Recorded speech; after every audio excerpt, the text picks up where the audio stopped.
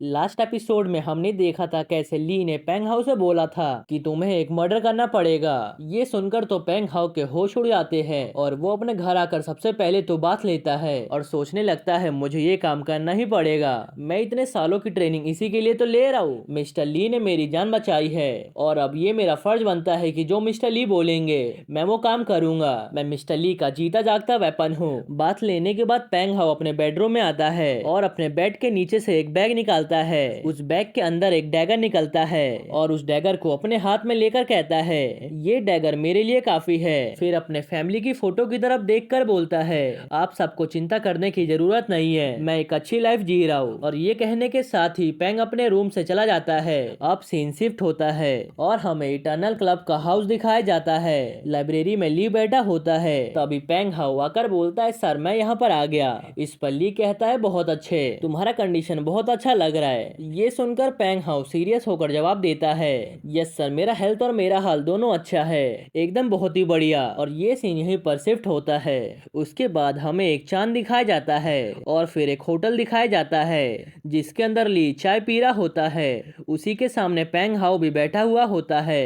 तभी ली पेंग हाउ से कहता है पेंग हाउ ये तुम्हारा पहला मिशन है तो तुम्हें चिंता करने की जरूरत नहीं है। मैं तुम्हारा समय 100 गुना बढ़ा दूंगा, यानी जो तुम्हारा चलने का स्पीड होगा वो 100 गुना तेज हो जाएगा। उनके पास चाहे जितना सिक्योरिटी गार्ड क्यों ना हो वो तुम्हें पकड़ नहीं पाएंगे और ना ही तुम्हें रोक पाएंगे। और हाँ, मैं तो तुम्हें उस मोटे भद्दे नानजियांग के बारे में बताना ही भूल गया। मैं तुम्हें एक और बात बताना चाहता हूँ। उसके 2 बॉडीगार्ड्स है जो उसे स्टार्टिंग से ही फॉलो करते आए हैं। उसका हर एक आदमी के हर एक ऑर्डर को मानते हैं, तो तुम्हें उन दोनों को भी खत्म करना पड़ेगा। तुम्हें मेरी बात समझ आ रही है ना कि आखिर मैं क्या कहना चाहता हूँ? इस पर पेंग हाउ कहता है सर मैं समझ गया, मैं आपकी सारी बातें समझ गया हूँ। सर आप सोच लीजिए, बस आपका ये काम कंप्लीट हो गया, मैं किसी को भी जिंदा नहीं छोड़ूंगा। ये सुनकर ली कहता है उस मोटे का घर यहाँ से ज्यादा दूर नहीं है, बस 2 गली के बाद ही उसका घर पड़ता है। तुम्हें उसके घर पे जाना है और उसके घर में काम खत्म करके मुझसे यहाँ पर मिलने आना है। मैं यहीं पर तुम्हारा वेट करूंगा। ये सुनते ही पेंग हाउ कहता है सर आप बस समझ लीजिए, वो सब मारे जा चुके हैं। ये सुनते ही ली कहता है चलो तो अपने काम को स्टार्ट करते हैं। ये कहते ही ली अपने टाइम का इस्तेमाल करता है और वहाँ के आसपास के समय को 100 गुना तेज कर देता है। और फिर जैसे ही समय बढ़ता है पेंग हाउ इस दृश्य को देखकर बहुत ही शॉक्ड होता है, क्योंकि पेंग हाउ जिस सीन को देख रहा होता है ये 100 गुना रफ्तार वाली दुनिया है और ये दुनिया काफी डरावनी होती है। उसके बाद पेंग हाउ वहाँ से दौड़ते हुए चला जाता है। तब ली चांद को देखकर कहता है आज का चांद बहुत ही सुंदर दिखाई दे रहा है, लेकिन मोटे भद्दे तुम आज के चांद को देखने के लिए जिंदा नहीं रहोगे।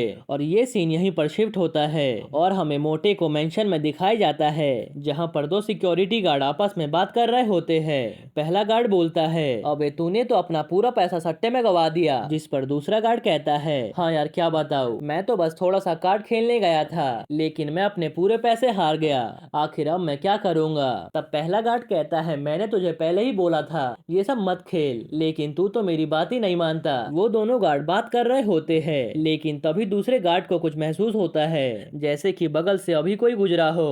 ये सब महसूस करके दूसरा गार्ड सतर्क हो जाता है। उसे देखकर पहला गार्ड पूछता है क्या हुआ, जिस पे उसका साथी कहता है मुझे लगा मेरे बगल से कोई तो अभी गुजरा है। जिस पे गार्ड कहता है तुझे कोई भ्रम हो रहा है, ये तो बस हवा चल रहा है। ये सुनकर उसका साथी कहता है ठीक है, लेकिन मैं एक बार सिक्योरिटी कैमरा को चेक करके आता हूँ, क्या पता कोई सही में यहाँ से गुजरा हो। जिस पे गार्ड कहता है अपना ध्यान रखना, अंदर बॉस का डॉग है जो कि बहुत खतरनाक है और वो तुम्हें कच्चा खा सकता है। दूसरी तरफ हम उस डॉग को देखते हैं, उसे भी किसी की स्मेल आ रही थी और ये स्मेल किसी और की नहीं बल्कि पेंग हाउ की होती है और वो डॉग भौंकते जाता है। जिस पर तभी फैंग जल्दी से दौड़कर आता है और उस कुत्ते के गर्दन को पकड़ लेता है, फिर कहता है चुप हो जा। ये कहने के साथ ही पेंग अपने डैगर को उस कुत्ते के गर्दन में डाल देता है। उसके बाद उस कुत्ते के गर्दन को काट देता है और इसी के साथ इस कुत्ते का खून उसके डॉग हाउस पे गिरता है जहाँ पर लिखा होता है डेथ डॉग। गाइस ये इस कुत्ते का नाम है। उस कुत्ते को मारने के बाद पेंग सोचता है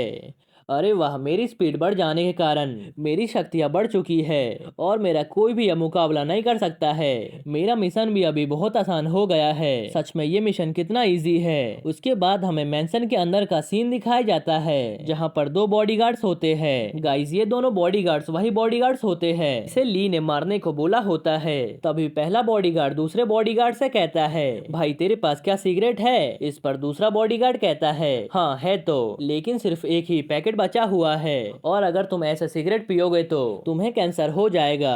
क्या तुम्हें मेरी बात समझ आ रही है? और बॉस ने बोला है कि हमने जिन हाई स्कूल की लड़कियों को किडनैप किया है उनके साथ हम शांति से पेश आ सकते हैं और अगर वो हमारी बात नहीं मानते तो उनके साथ हम जबरदस्ती कर सकते हैं। तभी दूसरा बॉडीगार्ड पहले बॉडीगार्ड से कुछ बोल रहा होता है लेकिन पहला बॉडीगार्ड उसकी बात नहीं सुनता, उसकी बात और सिगरेट भी कैच नहीं करता। ये देखकर दूसरा बॉडीगार्ड कहता है, अरे भाई तुझे क्या हुआ? तू तो मेरी बात ही नहीं सुन रहा। लेकिन तभी वो सामने देखता है कि पेंग हाउ आ चुका है। वो अपनी 100 गुना स्पीड में आता है और उससे कहता है, फाइनली मिल गया, मैंने तुम्हें ढूंढ ही लिया, तुम मेरे पहले टारगेट हो। पेंग हाउ को देखकर बॉडीगार्ड कहता है, अरे भाई ये तो भूत है भूत। लेकिन पेंग हाउ पहले बॉडीगार्ड के गर्दन को तुरंत ही काट देता है। ये देखकर दूसरा बॉडीगार्ड जमीन पे गिर जाता है और कहता है, प्लीज कोई तो मेरी हेल्प करो, यहाँ पर एक भूत है। उसे देखकर पेंग हाउ कहता है, बहुत बढ़िया, मेरा दूसरा टारगेट भी मिल गया। और ये कहने के साथ ही पेंग उस दूसरे बॉडीगार्ड की तरफ बढ़ता है और उसे कहता है, तुम चुप हो जाओ, तुम्हें ज्यादा दर्द नहीं होगा। ये कहते ही पेंग अपने डैगर के हेल्प से दूसरे बॉडीगार्ड के सीने में डाल देता है। उसके बाद हम देखते हैं कॉरिडोर में खून ही खून फैला हुआ था और पेंग हाउस मोटे बंदे के रूम में भी पहुंच जाता है। वो सामने दरवाजा खोलकर देखता है जहां पर वो बंदा मिंजी के साथ सोया हुआ था। मिंजी वही लड़की है जिसने जैन को थप्पड़ मारा था। उसे देखकर पेंग हाउ कहता है, मेरा आखिरी टारगेट मिल गया। उसके बाद हमें मेंशन के बाहर का सीन दिखाया जाता है जहां पर समय 100 गुना तेज होता है। इधर पेंग हाउ फाइल्स को ढूंढ रहा होता है और जेनिफर की फाइल को खोज रहा होता है। वहीं पर बेड के पास ये जो माफिया होता है वो बंदा मरा पड़ा होता है, उसकी गर्दन कट चुकी होती है जिसे पेंग हाउ ने काटा होता है। दूसरी तरफ मिंजी होती है जिसके हाथ पे खून लगा हुआ था, उसे भी पेंग हाउ ने मार दिया होता है। तभी पेंग हाउ को एक फोटो मिलती है जिसमें एक लड़की होती है। उसे देखकर वो कहता है, आखिर कितनी लड़कियों की जिंदगी साले मोटे ने खराब कर दी है और ना जाने कितनी फोटोस इसके पास होंगी, लेकिन इसका खेल यहीं पर खत्म होता है। अब ये कुछ भी नहीं कर पाएगा। मुझे इसे इतनी आसानी से मौत नहीं देनी चाहिए थी, लेकिन चलो कोई बात नहीं, अगर तुम दोबारा जन्म लोगे तो मैं तुम्हें वापस से ढूंढकर तड़पा तड़पा के मार दूंगा। ये कहने के साथ ही पेंग हाउ वहाँ से चला जाता है। उसके बाद वो कैफे के बाहर पहुँचता है जहाँ पर ली होता है। ली वहाँ पर बैठकर कॉफी पी रहा होता है। तभी वो ध्यान देता है टैप टैप करते हुए पेंग हाउ वहाँ पे पहुँच चुका है और अंदर आते ही पेंग हाउस बैग को ली के सामने पटक देता है जिसमें सारी इन्फॉर्मेशन होती है उस मोटे माफिया के बारे में। उसके बाद पेंग कहता है, मिस्टर ली, मैंने अपना काम पूरा कर दिया सर, आपने जो मुझे इन्फॉर्मेशन लाने को बोला था मैं उसे इकट्ठा कर लिया हूँ और मैंने उस मोटे माफिया को जान से मार दिया। उसने आज तक जितनी लड़कियों को भी ब्लैकमेल किया था उसकी सारी फाइल्स मैं लेकर आ गया हूँ। ये सुनकर ली कहता है, बहुत बढ़िया, तुमने बहुत ही अच्छा काम किया है और ये बताओ पहली बार तुम्हें मर्डर करके कैसा फील हो रहा है? इस पर पेंग हाउ जवाब देता है, सर मैं बिल्कुल ठीक हूँ। उसके बाद हम देखते हैं कि पेंग हाउ के हाथ कांप रहे होते हैं। उसके कांपते हुए हाथ को देखकर ली सोचता है, लगता है पेंग हाउ को थोड़ी और हिम्मत की जरूरत है, मुझे इसे हिम्मत देनी चाहिए।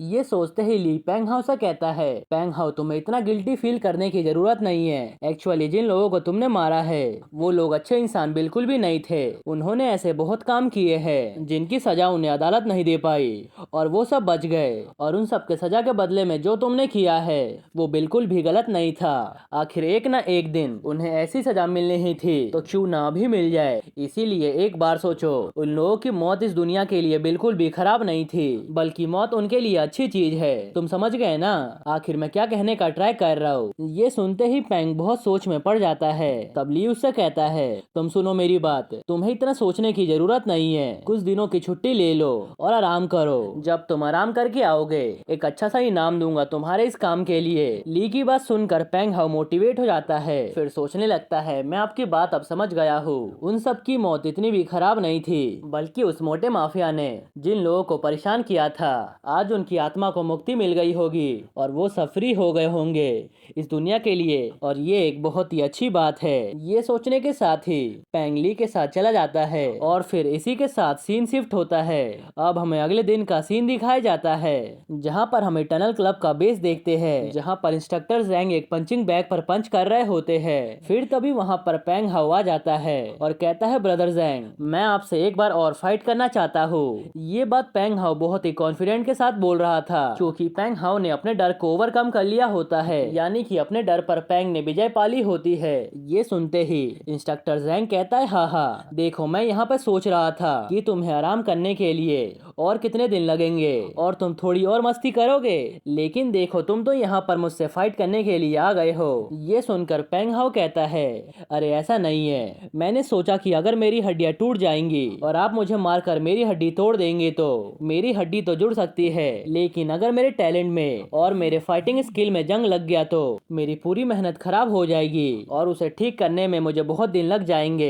इसीलिए मैं आपसे फाइट करना चाहता हूँ, इसीलिए मैं आपसे फाइट करने आया हूँ। आ जाइए और मुझसे फाइट करिए, अब आ जाइए और मुझसे फाइट करिए। ये सुनकर जैंग कहते हैं, इस पर मिस्टर जैंग कहते हैं, बहुत अच्छे, लेकिन एक बात को ध्यान में रखना, मैं तुम्हारे ऊपर बिल्कुल भी नरमी नहीं रखूंगा, यानी मैं तुमसे आसानी से फाइट नहीं करूंगा और तुम्हें बहुत ही पीटूंगा। इस पर पेंग कहता है, ठीक है, अब आ भी जाओ। उसके बाद हमें वहाँ पर बहुत तेज तेज की आवाज सुनाई देती है। तभी हमें एक किक की आवाज आती है और जो मिस्टर जैंग होते हैं वो बहुत ही दूर जाकर गिरते हैं। गिरने के साथ ही मिस्टर जैंग सोचने लगते हैं, ये लड़का पेंग हाउ आखिर इतना पावरफुल कैसे बन गया। इसकी आंखों में मुझे हिम्मत और साहस दिखाई दे रहा है, इसका जो किक है वो बहुत ही ज्यादा पावरफुल है। क्या इसने अपने दिमाग पर डर पे काबू पा लिया है और इसने डर को पीछे छोड़ दिया है? क्या ऐसा हो भी सकता है? और गाइस, इसी के साथ ये सीन यहीं पर शिफ्ट होता है। अब हमें टनल क्लब के बाहर का सीन दिखाया जाता है जहाँ पर मिस्टर जैंग और पेंग बैठे होते हैं और मिस्टर जैंग कह रहे होते हैं, मैं अपनी हार मानता हूँ, मैं तुमसे अब नहीं जीत सकता हूँ। जैसा कि मैंने प्रॉमिस किया था, अगर मैं हारा हूँ तो मैं तुम्हें खाना खिलाऊंगा, तो चलो आज की ट्रीट मेरी तरफ से। तभी वो कहते हैं, अरे यार मेरा चिन, ये कितना ज्यादा दर्द हो रहा है। ये सुनते ही पेंग हाउ हंसने लगता है। तब मिस्टर जैंग कहते हैं, मैंने सच में ऐसा लड़का आज तक नहीं देखा था जो इतनी जल्दी इतना कुछ सीख गया और इतनी जल्दी मार्शल आर्ट्स में एक्सपर्ट हो गया। ये बोलने के साथ ही मिस्टर जैंग सोचते हैं, आखिर ये इतनी जल्दी इतना पावरफुल कैसे बन सकता है? क्या ये कमाल मिस्टर ली का है? क्या उन्होंने इसे इतना पावरफुल बनाया है? ये सुनते ही पेंग कहता है, अरे नहीं, ऐसी बात नहीं है, मैं बहुत ज्यादा ट्रेनिंग करता हूँ, इसीलिए मैं पावरफुल बन गया। ये सुनकर मिस्टर जैंग कहते हैं, इसमें कोई भी शक नहीं है। फिर वो मनी मन सोचते हैं, कहीं इसने अपने हाथों में खून तो नहीं ले लिया, यानी इसने किसी का मर्डर तो नहीं किया, इसी कारण से ये इतना पावरफुल बन गया। और ये सोचने के साथ ही मिस्टर जैंग पेंग से बोलते हैं, बताओ क्या तुम्हारा ये पहली बार था? तो बताओ तुम्हें कैसा फील हुआ अपने हाथों में इतने सारे पावर को फील करके? और उनकी बात सुनकर तो पेंग हाउ बहुत ही शॉक्ड होता है और कहता है, मिस्टर जैंग, तुम्हें पता है ना, हम कुछ चीजों के बारे में बात नहीं कर सकते और यही हमारे लिए अच्छा होगा। और इसी के साथ यह एपिसोड यहीं पर खत्म होता है। अगर आपको यह एपिसोड थोड़ा सा भी पसंद आया हो तो प्लीज वीडियो को लाइक कर देना। इस वीडियो का लाइक किया मैं 1.5 के, अगर ये पूरा हो जाएगा तो मैं इसका नेक्स्ट एपिसोड लाऊंगा। और हाँ, वीडियो पे कमेंट करना मत भूलना। ओके, तो मिलते हैं नेक्स्ट एपिसोड में।